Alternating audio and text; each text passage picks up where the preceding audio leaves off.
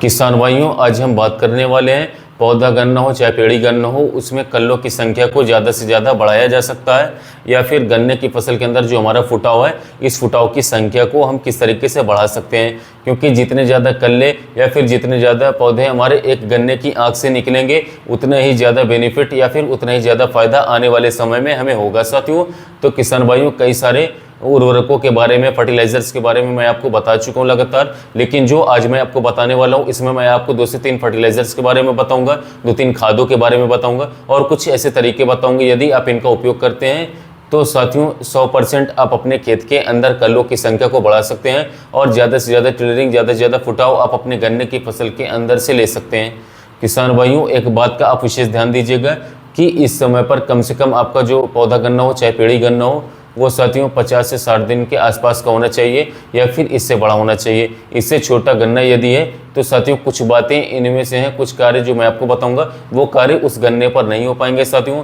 जो गन्ना 50 से 60 दिन के ऊपर का साथियों, उसी गन्ने पर ये कार्य हो पाएंगे और इन कार्यों को यदि आप करते हैं तो किसान भाइयों निश्चित ही तौर पर आप अपने खेत के अंदर से कल्लों की संख्या को बढ़ा सकते हैं ज़बरदस्त तरीके से। किसान भाइयों, एक बात आप अच्छी तरीके से जानते हैं कि हमारे गन्ने की फसल के लिए या फिर और भी फसलों को लगभग 15 से 16 पोषक तत्वों की आवश्यकता पड़ती है। यदि हम दोस्तों किसी भी एक पोषक तत्व की कमी हमारे खेत के अंदर रह जाती है तो हमारी फसल पर उसका कहीं ना कहीं कोई ना कोई असर जरूर पड़ता है दोस्तों। इसलिए हमें ध्यान देना है कि हमें अपनी फसल के अंदर किसी भी पोषक तत्व की कमी नहीं होने देना है। किसान भाइयों, एक तो हमें कम से कम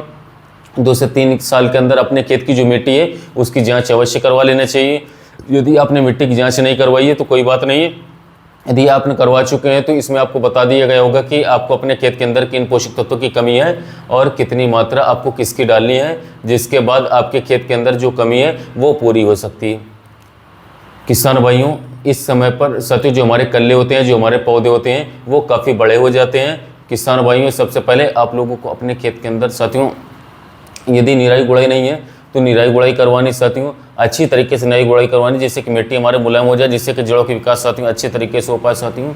इसके साथ साथ दोस्तों अपने खेत के अंदर और क्या करना है साथियों कि जो आपके खेत के अंदर बड़े बड़े कल्ले हैं उन कल्लों को आपको हाथ से तोड़ाई करवा देना है। उससे किसान भाई होगा क्या कि ऑक्सीजन की मात्रा जो हमारे कल्ले के अंदर बढ़ गई थी, उससे क्या होता है कि हमारे खेत के अंदर कल्लों की संख्या कम बढ़ने लगती है। यदि आप सबसे बड़े वाले कल्ले को अपने खेत के अंदर से साथियों तोड़ाई करवा देते हैं तो उससे दोस्तों नीचे से कल्लों की संख्या फिर बढ़ करके चलती है, क्योंकि ऑक्सीजन की जो मात्रा होती है वह पौधा फिर कम लेता है और नीचे से टिलरिंग या फिर फुटाव होने में साथियों काफ़ी ज़्यादा मदद हमारी फसल को साथियों मिलती है। इसलिए किसान भाइयों, आप विशेषकर ध्यान दें कि जो आपके खेत के अंदर एक मेड़ के अंदर या फिर साथियों एक पौधे के अंदर, जैसे कि मान लीजिए 6 से 7 पौधे आपके खेत के अंदर साथियों एक जगह पर हैं साथियों, उनमें जो सबसे बड़ा पौधा है साथियों, जो मदर पौधा आप उसे बोलेंगे आसान भाषा में, उस पौधे को यदि आप तोड़ते हैं तो उसके नीचे से फिर 2 से 3 या 3 से 4 कल्ले नीचे से निकल करके साथियों चलते हैं। दूसरे किसान भाइयों, आप लोगों को इस बात का विशेष ध्यान देना है कि आपको अपने खेत के अंदर निराई गुड़ाई का विशेष ध्यान देना है,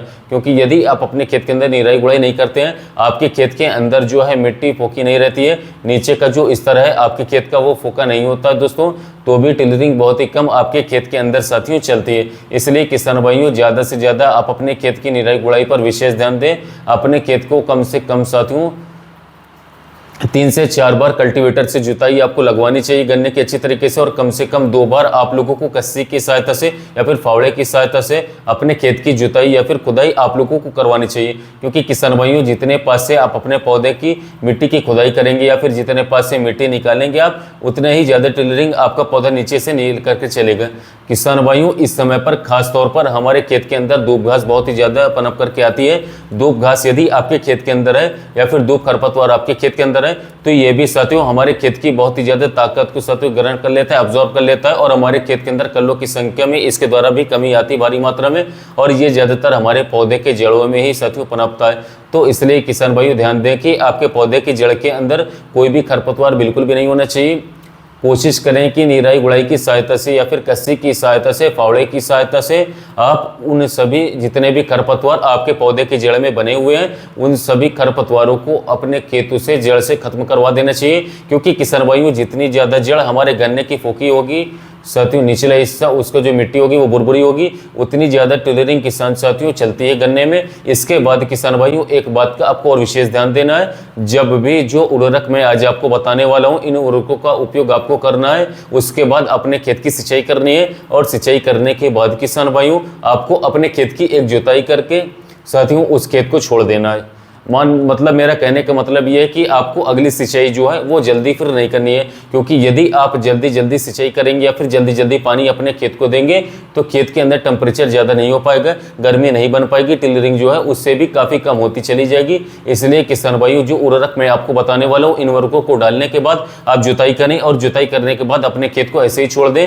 कम से कम दोस्तों 15 से लेकर के 17-18 दिन तक आपको अपने खेत के अंदर कोई भी पानी बिल्कुल भी नहीं चलाना। साथियों आपको ये काम कर लेना है इसके लिए कि मान लीजिए आपने आज जुताई की, जुताई करने के लगभग 4 से 5 दिन बाद दोबारा से जुताई आपको करवा देनी है। जब आप दोबारा से जुताई करेंगे 4-5 दिन बाद तो आपके खेत के अंदर नमी हल्की सी रुकी रहेगी,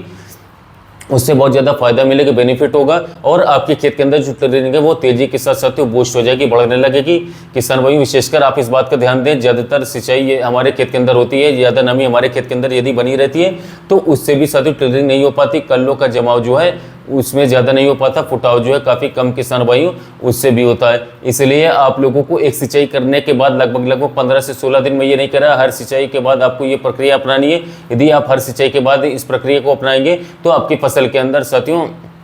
लेट हो सकता है। यदि आपके खेत के अंदर टिलरिंग चाहिए, जब आपके खेत के अंदर कल्ले चाहिए, जब आपके खेत के अंदर फुटाव चाहिए, उस समय पर किसान भाइयों आपको इस बात का विशेष ध्यान देना है कि आप लोगों को अपने खेत की सिंचाई जो है कम से कम 15 से 17 दिन 18 दिन तक बिल्कुल भी नहीं करनी है। आप ज़्यादा से ज़्यादा उस खेत की सिर्फ निराई गुड़ाई और जुताई अपने खेत की लगातार करवाते रहिए। जितनी ज़्यादा जुताई आप अपने खेत की करवाएंगे, जितने ज़्यादा आप उसकी साथियों कसी से खुदाई करवाएंगे, जितनी ज़्यादा खरपतवार अपने खेत के अंदर नहीं उगने देंगे, उतना ही ज़्यादा उत्पादन किसान साथियों आपको अपने गन्ने की फसल से आगे जाकर के मिलेगा। किसान भाइयों सभी पोषक तत्व, सभी फर्टिलाइजर, सभी इंसेक्टिसाइड एक तरफ रखे रहते हैं और दूसरे तरफ यदि आप समय पर सिंचाई करते रहेंगे और अपने खेत की निराई गुड़ाई करते रहेंगे, अपने खेत की जुताई यदि करते हैं तो किसान साथियों उससे ज्यादा बेनिफिट आप लोगों को साथियों देखने को मिलेगा। इस बात को आप दिमाग में डाल लीजिए, मैं बिल्कुल इस चीज को नोट करके आपको बता रहा हूं और ये चीज़ मैंने साथियों किसान भाइयों को देखा है और इस चीज़ों को बहुत ही अच्छा बेनिफिट, बहुत ही अच्छा मुनाफा भी इस चीज़ से किसान भाइयों को मिला है। तो किसान भाइयों कोशिश करें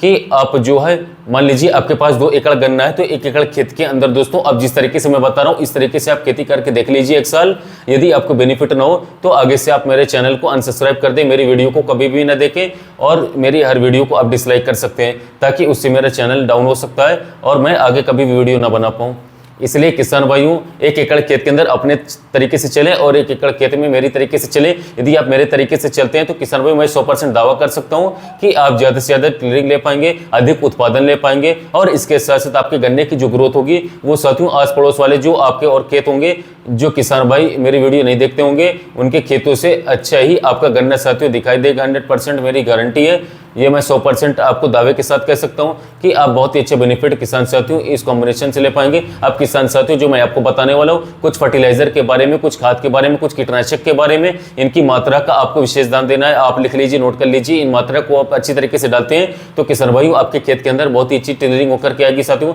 और आपके खेत के अंदर कोई रोग बीमारी नहीं लगेगा। किसान भाइयों यदि हमारे खेत के अंदर कोई रोग लगता है तो रोग लगने के कारण भी हमारे खेत के अंदर साथियों टिलरिंग बहुत ही कम होती है। इसलिए किसान साथियों आपको अपने खेत के अंदर रोग भी साथियों बिल्कुल भी नहीं लगने देना है। इस समय पर किसान भाइयों आपको अपने खेत के अंदर करना क्या है, सबसे पहले किसान साथियों आप लोगों को अपने खेत के अंदर वर्टागो जो सिनिटा कंपनी की वर्टागो इंसेक्टिसाइड आती है, इसकी मात्रा किसान साथियों आप लोगों को लगभग 5 किलोग्राम प्रति एकड़ के हिसाब से आपको अवश्य अपने खेत के अंदर लेना होगा। और किसान साथियों आप अच्छी तरीके से नोट कर लीजिए, इसके अंदर 35 से 40 किलोग्राम यूरिया ऐड करना है, 35 से 40 किलोग्राम यूरिया की मात्रा इसके अंदर लेनी होगी। साथ ही साथ में किसान भाइयों आप इसके अंदर साथियों 10 किलोग्राम सागरिका को इसके अंदर ऐड करना है और साथ ही साथ किसान भाइयों सागरिका के अलावा इसके अंदर साथियों WDG सल्फर की मात्रा ऐड करनी होगी। सल्फर की मात्रा आपको 4 से 5 किलोग्राम WDG जो 80% वाली आती है पाउडर फॉर्म में, उसी सल्फर को अच्छी कंपनी का लेना होगा और इन सभी को आपस में आप मिक्स करके साथियों सिंचाई करने से पहले अपने खेत के अंदर इसे अच्छी तरीके से बेहतर तरीके से बिखराव करवा दीजिए बराबर तरीके से, या फिर आप पूरी इसकी बुआई करवा दीजिए। किसान साथियों इतना करवाने के बाद आपको अपने खेत की एक सिंचाई अच्छे से करवा देनी है और उसके बाद किसान साथियों आपको अपने खेत की जो है जुताई दोबारा से साथियों करवा देनी चाहिए। जुताई करवाने के बाद किसान भाइयों आप लोगों को लगभग 15 से 16 दिन तक कोई भी कार्य अपने खेत के अंदर नहीं करना है, मतलब सिंचाई बिल्कुल भी नहीं करनी। आप जुताई करना चाहे या खुदाई करना चाहे वो आप निरंतर करवा सकते हैं, लगातार करवा सकते हैं, उसमें कोई भी दिक्कत नहीं आएगी। और कोशिश करें किसान भाइयों हर्बिसाइड दवाओं से बचने का, यानी कि जितने भी खरपतवारनाशी दवाएं होती हैं इन सभी दवाइयों को आप अपने खेत से परहेज करें। कोशिश करें ज़्यादा से ज़्यादा निराई गुड़ाई करवाने का। यदि आप खरपतवारनाशी दवाओं का ज़्यादा प्रयोग करवाते हैं तो आपकी फसल पर भी इसका झटका पड़ेगा, असर पड़ेगा। इसलिए किसान भाइयों इन दवाओं से आप काफ़ी ज़्यादा परहेज करें और निराई गुड़ाई साथियों और इसके साथ साथ सिंचाई पर बहुत ज़्यादा विशेष ध्यान दें। इन चारों साथियों जो मैंने आप लोगों को कीटनाशक और फर्टिलाइजर्स के बारे में बताया, इनका यदि आप लोग साथियों अच्छी तरीके से उपयोग करते हैं, बेहतर तरीके से उपयोग करते हैं तो आपके खेत के अंदर निरंतर मैं 100% दावे के साथ कहता हूँ आपके खेत में साथियों कीट व रोग नहीं लगेंगे। गन्ने की फसल अच्छी तरीके से कल्लो कुफ्ताव लेकर चलेगी, जबरदस्त साथियों शानदार ग्रोथ होगी। गन्ने की फसल किसी प्रकार की पोषक तत्व की कमी नहीं होगी और लगातार गन्ने की फसल किसान भाइयों दूसरे किसान भाइयों के मुकाबले सबसे अच्छी चलेगी। मैं फिर से आपको डोज बता रहा हूँ, नोट कर लीजिए।